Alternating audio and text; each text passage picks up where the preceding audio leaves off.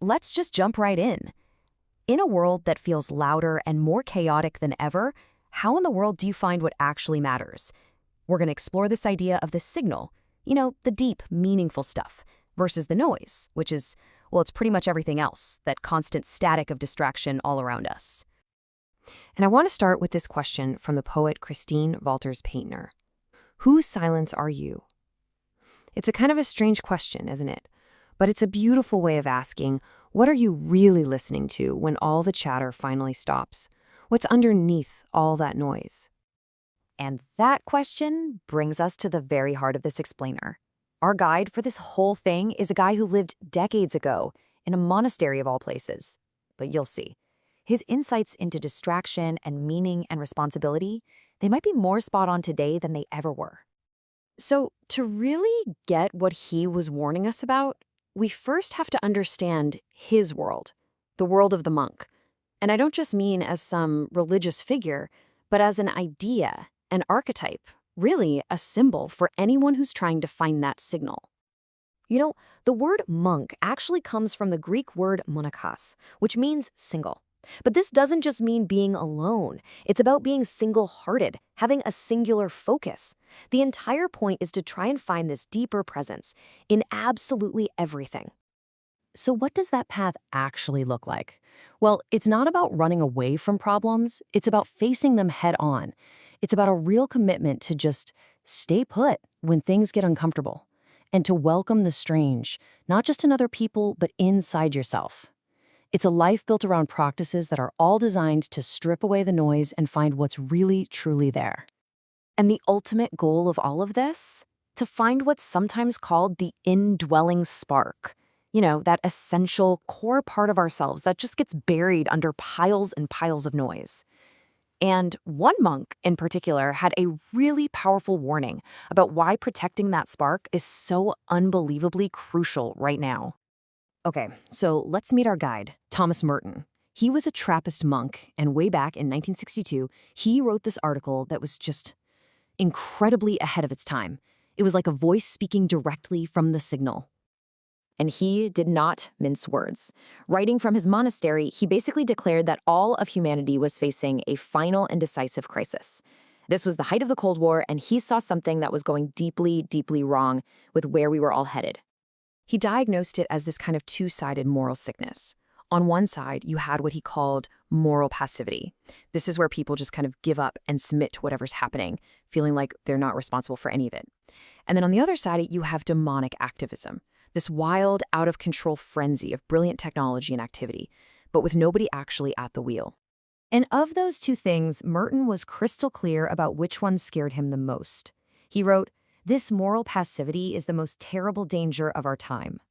It's that feeling that we can't do anything, so we just end up doing nothing at all." And that feeling of passivity, it gets fueled by all that demonic activism. So now, for a second, let's actually step into that wall of noise that Merton saw building 60 years ago. It's going to feel a little overwhelming. Okay, imagine you just need a place to stay for a night. Simple, right? Well, you have your choice of 3,178 holiday homes, 1,047 hotels, 953 apartments, 215 motels, 77 bed and breakfasts, 54 guest houses. It just doesn't stop. And what fills our work days? Memos about how to select a face shield, an exposé on the dirty truth about laundered shop towels, hot tips to handle heat stress. Oh, and hey, we just launched a new tagline, Safety at Work. It's this constant stream of trivial, urgent-seeming information. And we spend so much of our time just sorting it all. Of those hotels, 33 are 5-star, 230 are 4-star, 703 are 3-star. We are constantly rating and ranking and categorizing this absolute flood of information that maybe doesn't even matter that much. This is the noise. And this is exactly what Merton was talking about. For him, the tragedy isn't that people are evil. He said the real tragedy is the helpless futility, even of the best intentions of the good. We're just lost in the chaos, and all our good intentions get completely swallowed by the noise.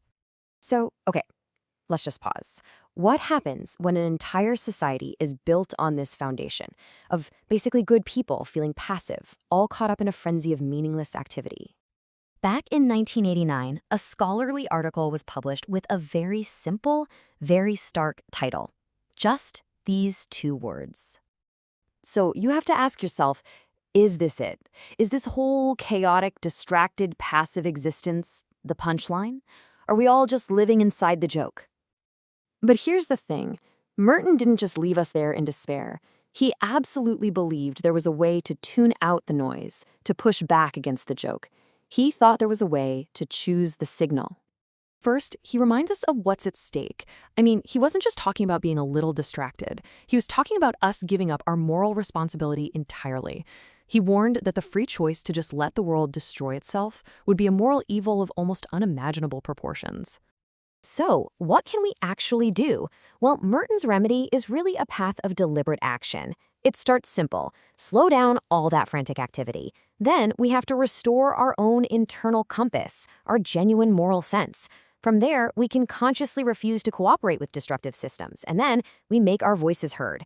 His biggest, hardest goal was the last one, to work to abolish war itself, which he saw as the absolute peak of that demonic activism. Merton's core message really is one of radical responsibility. He argued that we can't just blame these big, abstract forces. As he put it, history does not make us. We make it, or end it. The power, and the burden, it rests with us. And so that leaves us right back where we started, with a question. Merton wrote his warning in 1962. Think about that. That's before the internet, before smartphones, before the 24-hour news cycle. So you have to ask yourself, is the noise louder today? And if it is, what signal are you choosing to listen for?